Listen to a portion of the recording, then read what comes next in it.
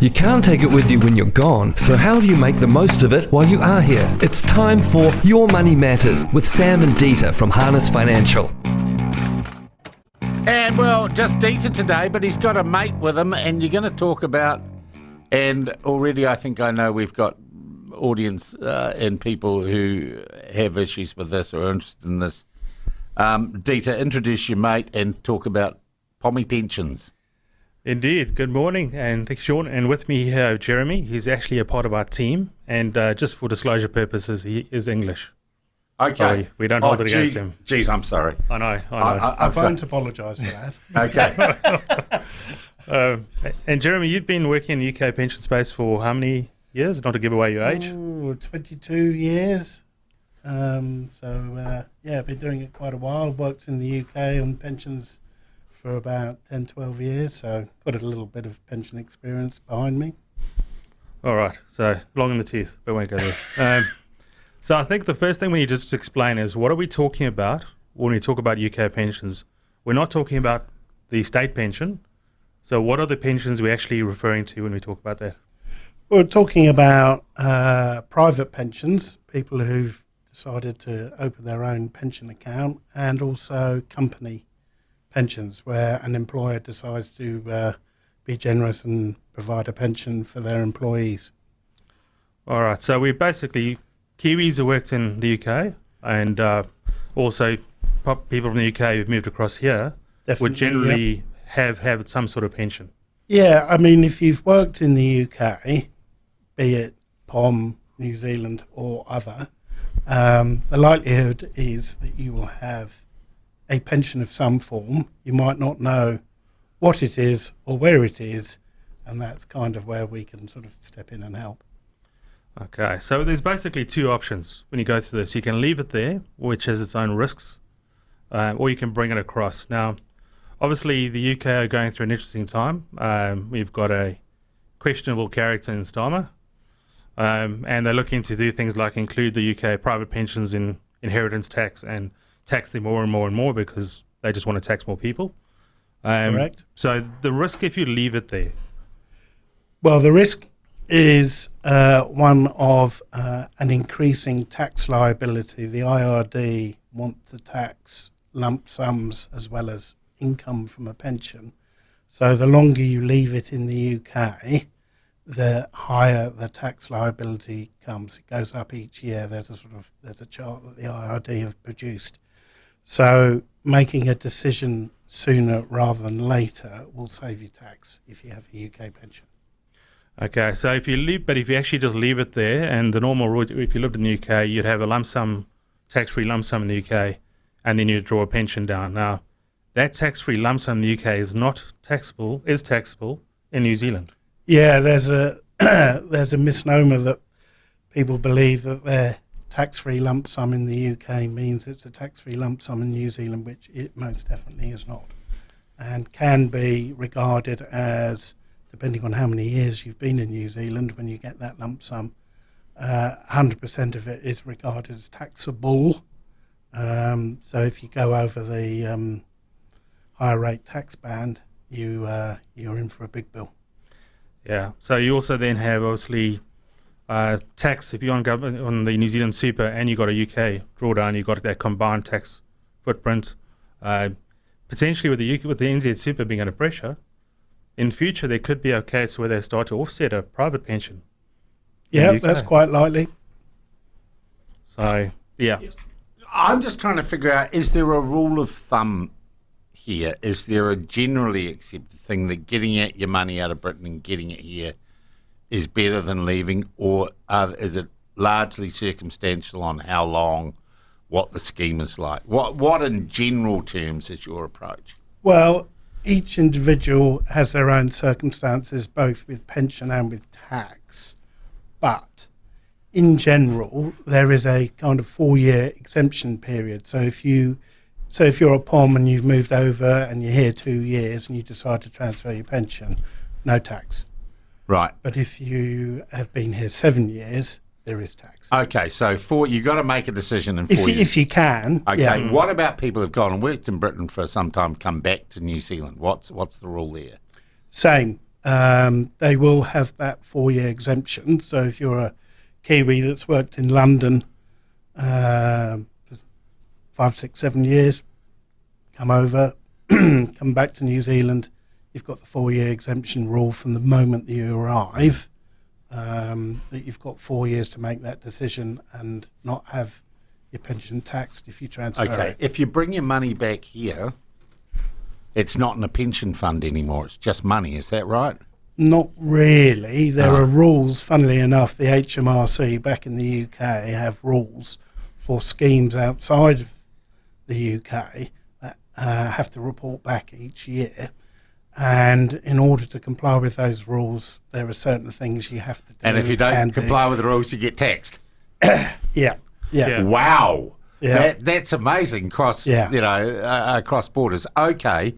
Now, this to me is fascinating. So you bring the money back here. Do you have to put it into an approved scheme that complies with the British stuff? The sort of phrase is QROPS, which is Qualifying Recognised Overseas Pension Scheme, and there aren't that many in New Zealand, so it has to really go to a QROPS scheme.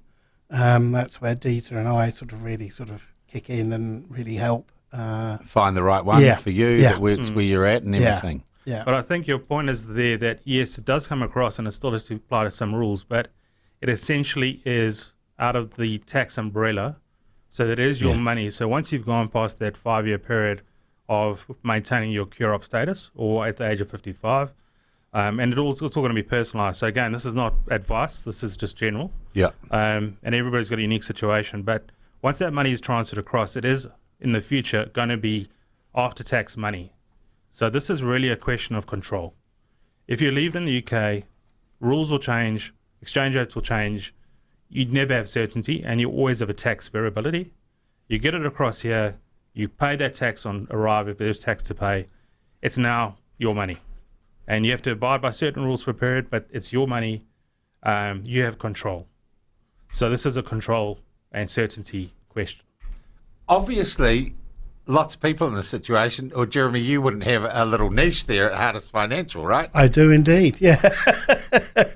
I was talking to someone the other day. There's about 200 pieces of information that each pension scheme require when doing a transfer, and if you get any of those wrong, it doesn't happen.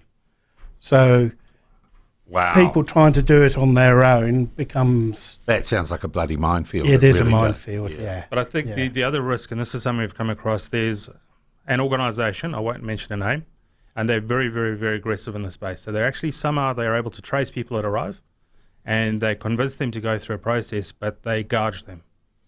So they will actually charge them 5% of whatever the amount is as a fee. As a commercial organisation. Yeah, as a 5% upfront fee. So if you're looking, I've come across pensions of $1 million. That's 5% of that as a fee just to do the work to get across. Wow. What do you charge? Come on then. Well, it depends on the scale, but it generally doesn't go beyond sort of 2%. And the larger it is, that gets lower and lower. So it's a scaled, tiered system, but it's always got to be a fair fee for the work involved. It's got to be truly ethically, not environmentally ethical, but truly ethically based. All right. Morning, guys. I bought a large pension over years ago, but still have a small one, £3,500. Would anyone help bringing something that small over, says Rob? We can. There are options with one of the providers where, it's a much smaller process and we can use that process. But the question is, if you leave it there, you've basically, what are you going to do with it? So, but also what has come across is that actually working hard enough. So it's a bigger picture, and it comes back to the plan. Does it actually help you in your retirement plan? Yeah. So actually, when the money lands here, Dita, you just kick into your normal thing. What's the plan? What are the goals? What are the aspirations? It's kind of new money. The fact that it's been in a British pension fund doesn't matter once it's here, and you've gone through this bloody minefield to get the money unencumbered. You really start from ground zero again. What do we do with it? Correct. But the other thing I would add in, if you multiply that small amount by the exchange rate, which is what, $2.30 to the pound, If you, because our dollars in the doldrums. if you won that on Lotto, you'd be quite happy. So it is your probably money. A good time, actually. Yeah, it is a good time. That's a big screen TV right there. All right. Okay. Yeah, pays for Christmas. Are there idiosyncrasies, guys, or is this, if you're looking at expat pensions, Britain is the largest, if you like, market for this? Correct. Yeah. Correct. And the question earlier on the US is a different animal completely. Yeah. You cannot transfer US pensions across. You actually have to do a full withdrawal in the US and bring it across. Yeah. So you'd be taxed on that. But also, if you've got US citizenship, the taxation situation is very complicated. You have to have a different approach to KiwiSaver, managed funds, and you Because got to they maintain. just take tax wherever you are if you're a US citizen anywhere in the world. Forever, how long you're. And the more complicated the structure, the more compliance work there is every year. And if you don't do it, you will get caught at some point. Okay, so do people have to... look, I know we go down a rabbit hole now. So an American comes to live here and everything. Is it best for them to renounce their American citizenship and become a New Zealander, and then they're not going to get... It's I mean, that's it's going to be how deeply entrenched they are, and there could be family, there could be all sorts of complicated factors. But even if you don't, there are ways to do investments here, and including KiwiSaver, where you can keep it simple. And that's generally to just have a S&P 500 exchange-rated fund, and you don't have any movements in it. Yeah. Even a KiwiSaver is subject to compliance in the US. I must admit the exchange rate had an impact on the platform because we're paying a hell of a lot more for a lot of our technology and the licenses that we have for certain pieces of software and things and programs that we use. Yeah. Gone through the bloody roof. It's been a tough quarter because of that. All right, guys, if people are here from Britain, either Kiwis who've had a scheme there and have come back, or you're proud of Mother England's who have... We won't talk rugby. We won't talk... Let's talk rugby. I'm with a South African and an Englishman. That's going to work out so well for me. Thank God this is a finance segment, not a sports segment, guys. If people want help, and I know that often you're into just, you give some quick advice, you'll do an initial consult for nothing. How do they get hold of you? Well, you can go to our website, harnessfinancial.co.nz, or you can give me a call on 021 0268 7955, or email Jeremy at harnessfinancial.co.nz, or call you on 021 498 058. And again, happy to have a chat, a coffee, see where people are at, and then go from there. But it's no obligation. It doesn't cost. Yeah. And look, it sounds like one of those things. Rabbit hole. Rabbit hole. And most of us haven't got the time or the inclination to dive down that rabbit hole. Yeah. That's actually what you guys, that's the service you provide. Yeah. That's the service Correct. you provide. Hey, always a pleasure. Got your next Wednesday. The Harness Financial Christmas Party I'm looking forward to. And we'll get one more of these in before the end of the year. Yeah, I believe so. And I think okay, we're and let's of wait and spicy. see. I know it's weird here, sitting in front of a green curtain, but hopefully your logo is all over the back of this as it goes out to air. We'll see. It should look good. Exciting times. Dieter and Jeremy, thank you very much indeed for your time. Thank you.